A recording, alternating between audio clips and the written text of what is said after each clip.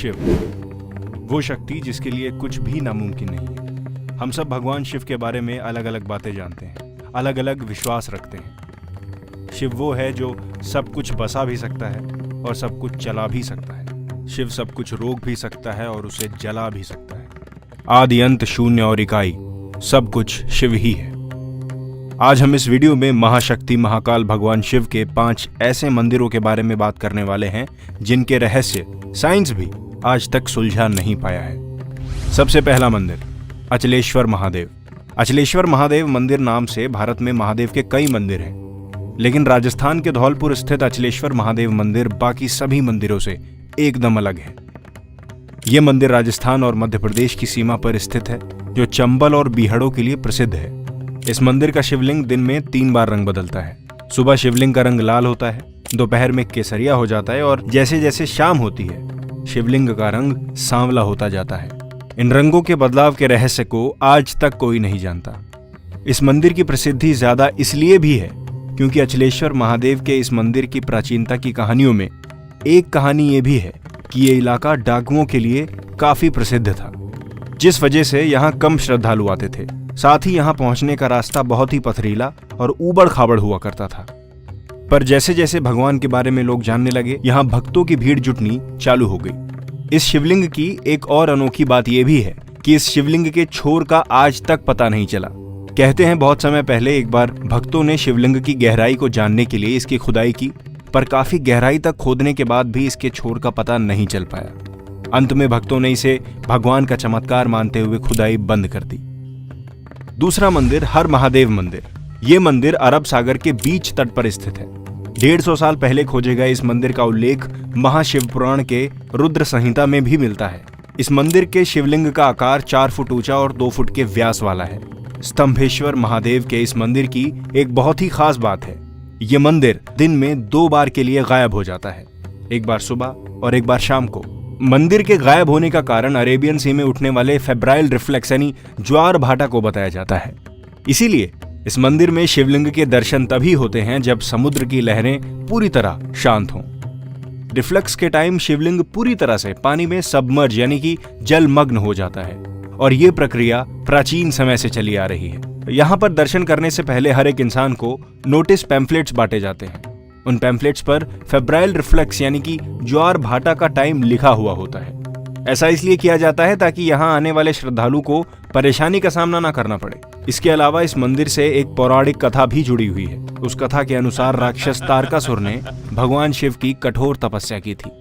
एक दिन शिव जी उसकी तपस्या से प्रसन्न होकर उसके सामने प्रकट हुए और तारकासुर को वरदान मांगने को कहा, और इसीलिए तारकासुर ने शिव से वरदान के रूप में उनसे मांगा कि मुझे सिर्फ शिव जी का पुत्र ही मार सके, और वो भी तब जब उसकी आयु केवल 6 दिनों की हो। शिव जी ने वरदान तारकासुर को दे दिया और अंतर्ध्यान हो गए। और इधर वरदान मिलते ही तारकासुर हाहाकार मचाने लगा, जिससे डरकर सभी देवताओं को शिव जी के पास जाना पड़ा। और सभी देवताओं के आग्रह पर शिव जी ने उसी समय अपनी शक्ति से श्वेत पर्वत कुंड से 12 हाथ वाले एक पुत्र को उत्पन्न किया, जिसका नाम था कार्तिकेय। और इसके बाद कार्तिकेय ने 6 दिन की उम्र में ही तारकासुर का वध कर दिया। लेकिन जब कार्तिकेय को पता चला कि तारकासुर भगवान शंकर का भक्त था, तो वो काफी व्यतीत हो गए। फिर भगवान विष्णु ने कार्तिकेय से कहा कि तारकासुर के वध के स्थान पर एक शिवालय बनवा दें, इससे उनका मन शांत होगा। और भगवान कार्तिकेय ने ऐसा ही किया, और फिर सभी देवताओं ने मिलकर वहीं सागर संगम तीर्थ पर एक वर्ल्ड स्टैंडर्ड पिलर की स्थापना की, आज जिसे स्तंभेश्वर तीर्थ के नाम से जाना जाता है। तीसरा मंदिर निष्कलंक महादेव, और ये मंदिर गुजरात के भावनगर में अरब सागर में स्थित है।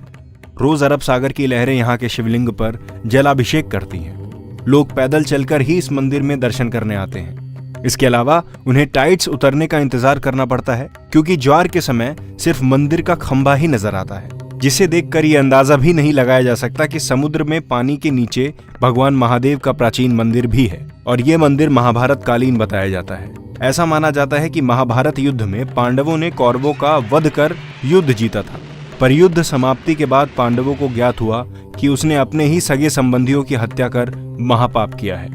इस महापाप से छुटकारा पाने के लिए पांडव भगवान श्री कृष्ण के पास गए, जहां श्री कृष्ण ने पांडवों को पाप से मुक्ति के लिए एक काल ध्वज और एक काली गाय सौंपी। और पांडवों को गाय का अनुसरण करने को कहा और कहा कि जब गाय और ध्वज का रंग काले से सफेद हो जाए तो समझ लेना कि तुम सबको पाप से मुक्ति मिल गई है। साथ ही श्री कृष्ण ने पांडवों से यह भी कहा कि जिस जगह यह चमत्कार होगा वहीं पर तुम भगवान शिव की तपस्या भी करना। पांचों भाई भगवान श्री कृष्ण के कहे अनुसार काली ध्वजा हाथ में लेकर काली गाय अपने पीछे पीछे लेकर चलने लगे। इसी क्रम में वो सब कई दिनों तक अलग अलग जगहों पर गए, लेकिन गाय और ध्वज का रंग नहीं बदला। पर जब वो वर्तमान गुजरात में स्थित कोहली आंख तट पर पहुंचे तो गाय और ध्वजा का रंग सफेद हो गया। इससे पांचों पांडव भाई बड़े खुश हुए और वहीं पर भगवान शिव का ध्यान करते हुए तपस्या करने लगे। भगवान भोलेनाथ उनकी तपस्या से खुश हुए और पांचों पांडवों को लिंग रूप में अलग अलग दर्शन दिए। वहीं पांचों शिवलिंग आज भी स्थित हैं और पांचों शिवलिंग के सामने नंदी की प्रतिमा भी है। पांचों शिवलिंग का वर्गाकार चबूतरे पर बने हुए हैं। इस चबूतरे पर एक छोटा सा पानी का तालाब भी है जिसे पांडव तालाब कहा जाता है। श्रद्धालु पहले उसमें अपने हाथ पांव धोते थे और फिर शिवलिंगों की पूजा अर्चना करते थे, जो कि यहाँ पर आकर पांडवों को अपने भाइयों की हत्या के कलंक से मुक्ति मिली थी और इसीलिए इसे निष्कलंक महादेव कहते हैं। श्रवण के महीने में अमावस्या को यहाँ मेला लगता है जिसे भाद्र भी कहा जाता है और ऐसे ही प्रत्येक अमावस्या के दिन यहाँ भक्तों की विशेष भीड़ रहती है। लोगों की ऐसी मान्यता है कि अगर हम हमारे प्रियजनों की चिता की राख शिवलिंग पर लगाकर जल में प्रवाहित कर दें तो उनको मोक्ष मिल जाता है। इस मंदिर में भगवान शिव को राख, दूध, दही और नारियल चढ़ाए जाते हैं। यहाँ हर साल भादवी के महाराजा के वंशराज मंदिर का ध्वज फहराते हैं और उसी से मेले की शुरुआत होती है और अगले साल तक ये ध्वज मंदिर के ऊपर फहराया जाता है। चौथा मंदिर, लक्ष्मेश्वर महादेव मंदिर। ऐसा माना जाता है कि इस मंदिर की स्थापना भगवान राम ने खड़ और दूषण के वध के बाद अपने भाई लक्ष्मण के कहने पर की थी। लक्ष्मेश्वर महादेव मंदिर के गर्भगृह में एक शिवलिंग है जिसकी स्थापना स्वयं भगवान लक्ष्मण ने की थी। इस शिवलिंग में 1,00,000 छिद्र यानी होल्स हैं, इसीलिए इसे लक्षलिंग भी कहा जाता है। इन 1,00,000 छिद्रों में से एक छिद्र ऐसा भी है जो पातालगामी माना जाता है, क्योंकि उसमें जितना भी जल डालो वो सब उसमें समा जाता है। और इन्हीं 1,00,000 छिद्रों में से एक छिद्र अक्षय कुंड भी है, क्योंकि उसमें जल हमेशा ही भरा रहता है और ऐसा माना जाता है कि लक्षलिंग पर चढ़ाया गया जल मंदिर के पीछे कुंड में चला जाता है, क्योंकि वो कुंड भी कभी नहीं सूखता। लक्षलिंग जमीन से करीब 30 फीट ऊपर है और इसे स्वयंभू लिंग भी माना जाता है। पांचवा मंदिर, बिजली महादेव मंदिर। भगवान शिव के अनेक अनोखे और अद्भुत मंदिरों में से एक ये भी है। हिमाचल प्रदेश के कुल्लू में स्थित बिजली महादेव मंदिर का पूरा इतिहास बिजली से जुड़ा हुआ है, क्योंकि कुल्लू शहर में ब्यास और पार्वती नदी के संगम के पास एक ऊंचे पर्वत पर बिजली महादेव का प्राचीन मंदिर है। अगर देखा जाए तो पूरी कुल्लू की घाटी एक बहुत ही विशालकाय सांप के रूप में भी बनी हुई है। इस सांप का नाम कुलांता था और इसका वध भगवान शिव ने ही किया था।